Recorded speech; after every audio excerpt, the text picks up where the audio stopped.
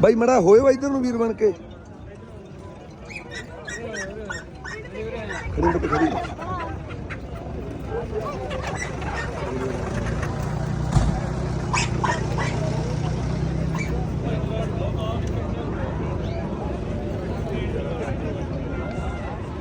ਹੋ ਰਹੀ ਹੈ ਹਰੀ ਜਾਣਾ